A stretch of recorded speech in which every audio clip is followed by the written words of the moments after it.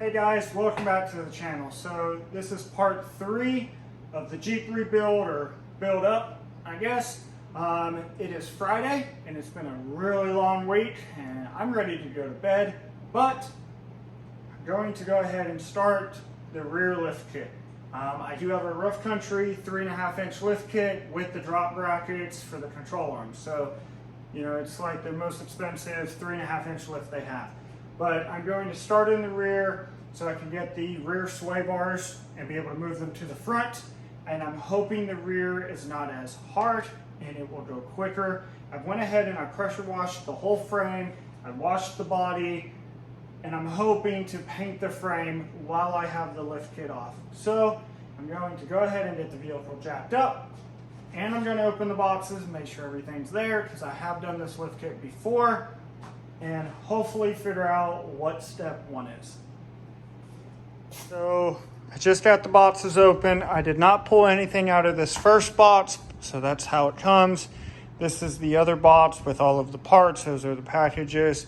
It does have the instructions on it, or for it right there. But I did go with the cheaper shot, so I mean, it's not the most expensive kit. I was just implying it comes with all the brackets. These are the special brackets right here that helps straighten out the caster. So that's what it looks like. I mean, that's pretty cool. I mean, Rough Country has really stepped up their stuff, and you know, they're becoming a much better quality company, but that's what I have so far. So I'm going to probably look at the instructions, and then I'm going to go ahead and get the body lifted up, and then probably take the wheels off.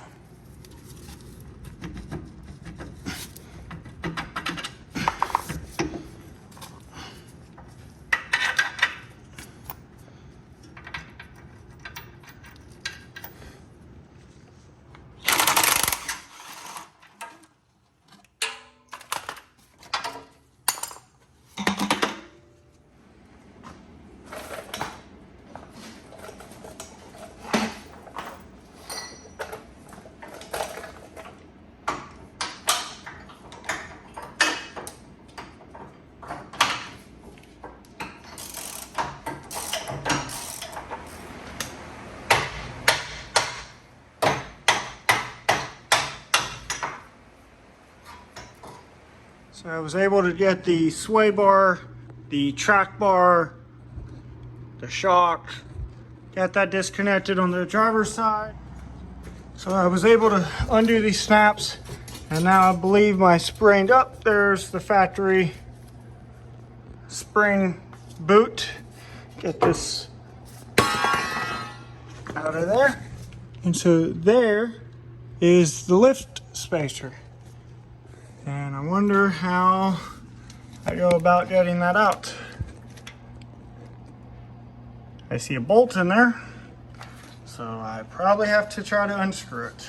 There's a lot of, yeah, I can't see up in there yet to see. Oh, it's a bolt. Okay, so that's how that comes down. There's what the other side looks like. So I will probably, we'll probably try to jack this back up, but I will probably go ahead and try to clean this up a little bit and get this sprayed and call it a night. Well, guys, I am still at it, and let me get you a light. I am 1.5 hours into trying to remove that bolt. It has spun. You can see the threads have been damaged. I have been trying to get to that for 1.5 hours to remove this spacer. So it's been horrible. So I've completely cut one side open to try to get inside of it. It's been a nightmare, and the other side is stripped too. So I get to figure out how to do the same thing. I even tried welding the top, that top thing up there is like a nut, and it's completely spun on both. So I tried welding it. It's super hard to weld. It's you got about that much space to try to see it in there. Yeah, so really bad. If you have these type of spacers on your Jeep and you didn't put them there, I wouldn't do it. but I heard something rattling back here, and it very well could have been this being loose. So I wonder if movement caused that threads to give out.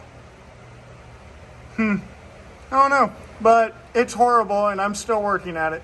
It's now 11:50 at night. I was trying to go to bed at 10, so that's where I'm at. Well, guys, it's the next day, and last night I was at it for pretty late. I'm not 100% sure where I last left off, but I was able to cut off the rear coil spacers on both sides. Let me show you what.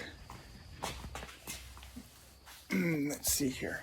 So the fastest way to get it off is to cut it in half and then shove a grinder in there and then beat it until it comes off. Oh wait, actually, this is the best way. Cut it 3 times, drop this stupid thing, and then take a grinder to it. That was awful, okay? Just absolutely awful. But I sprayed the frame and the inner fender before I went to bed.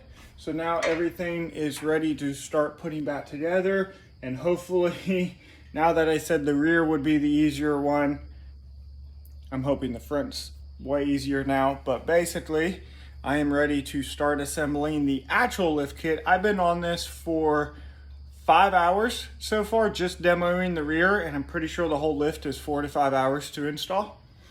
So that's how that's going so far. But okay, we're going to start looking at the parts and figure out what we're doing first. So I sat the spacer in the back, and you can see the 2 notches on the corner. I don't know. Oh, I guess you can see there's a, oh, so it looks like I have it sitting not straight. So I need to turn that till it fits in that properly.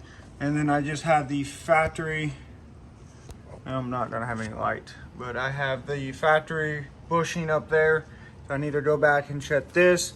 And then I've kind of just jacked up the axle to get that spring in. So I was able to get that notch in correctly. I was able to put some pressure on the axle, and I was able to tap them down.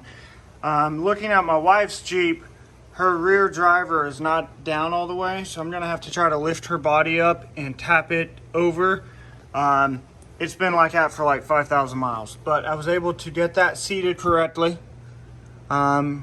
And so now I think the next part is to work on the track bar mount. Driver's side, I was able to get the track bar mount installed. I used the bag, I don't know, 16095.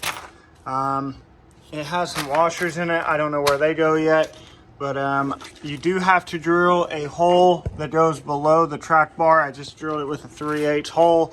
You see it down there.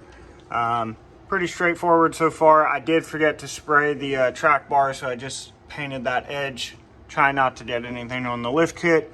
It says, well, basically this is the part so far, and then you start moving on to the sway bars, I believe. We are starting on the sway bar, and it does actually tell you which bad to use, the 1681.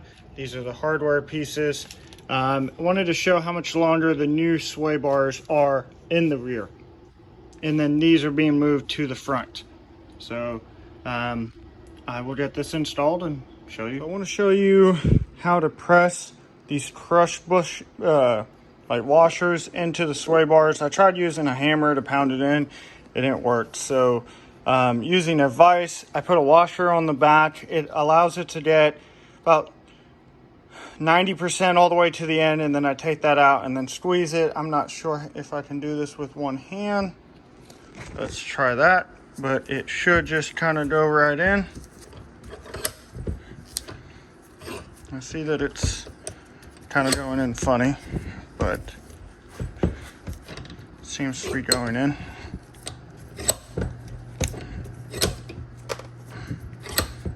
And like right there, it's collapsed against the washer. Try not to drop it with one hand.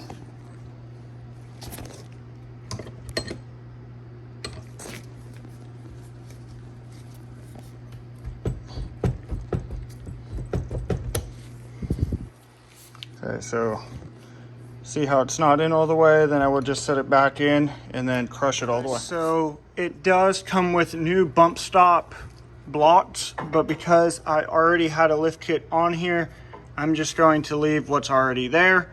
I did get both sway bars on, and so now I believe I am going to work on getting the shocks put in. So here we have the passenger side with the brake line drop, the shock, sway bars, coil. This is kind of what it looks like. Driver's side with the track bar bracket. It appears that I have everything put on. Now I have a fixed rear track bar, and so I have no adjustment, so I just jacked it up till I was able to slide it in. I probably should go back and do a quick check to make sure everything's tight before I put the wheels back on. Well guys, working on the front end, I went ahead and I demoed, of course, the shocks, the sway bar, the steering stabilizer, and I popped out the upper track bar. That was kind of just a given. I'm just now starting to look at the instructions. Basically, I'm to the point that I need to pull the coil springs out.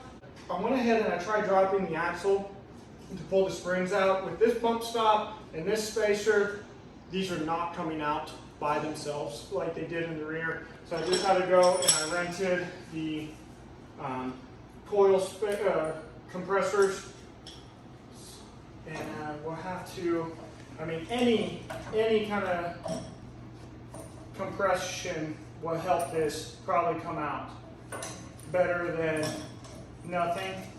So I'm going to go ahead and get these put on. I believe that's the easier way. But I'm going to go ahead and get these put on. This is being a lot more of a thinner spring. It should just come right out. But just to help make it happen. But basically, I'm going to get these tightened down and hopefully be able to pull the spring out. It will also help getting the new ones in, just so I don't have to extend my wires that far.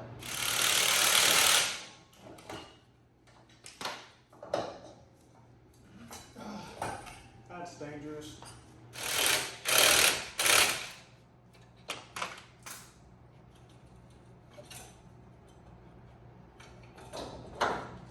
Still pretty scary.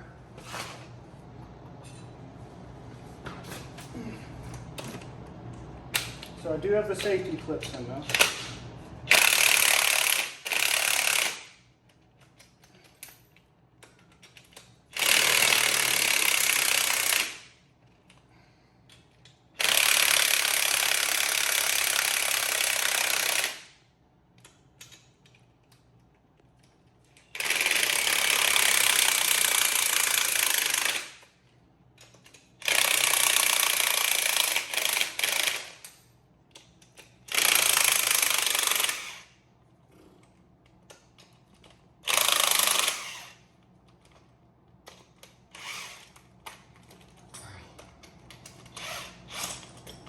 Okay, well, there's no way of pulling those out without compressing them. That's crazy. Have the frame painted on both sides. It's still a little wet, but it is drying. And so I was just going over the instructions, and I think I am going to go ahead and decide to start working on the control arm brackets. But definitely changed the way the frame looks.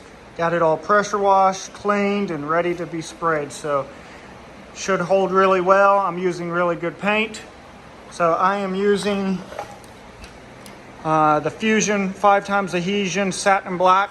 And this is really the only spray paint I use for anything anymore. It is a little bit more expensive, but it's so much better. It covers so much better. I mean, just look at how much better that looks compared to it did before. But okay, I'm gonna get under there and figure out what I'm supposed to do next.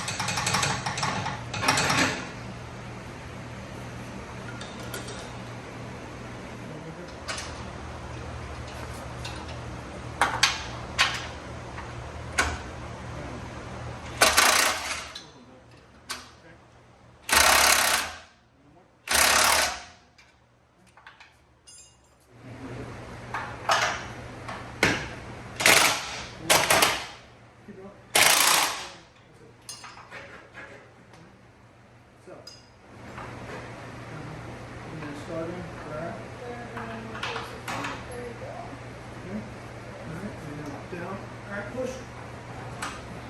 You don't have to like grab stuff like this with your hand. You don't have to like hold it tight this way.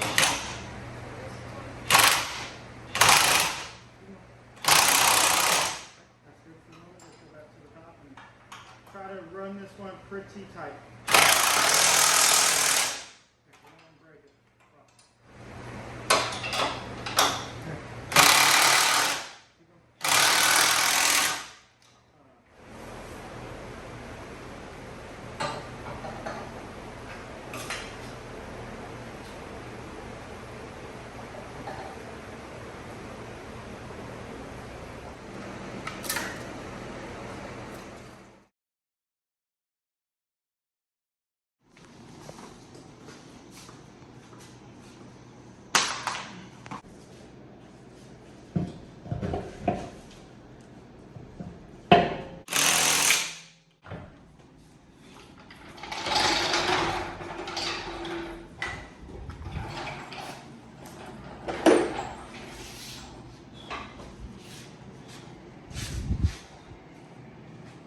Well guys, so I just took the Jeep for a test drive. It is the next day.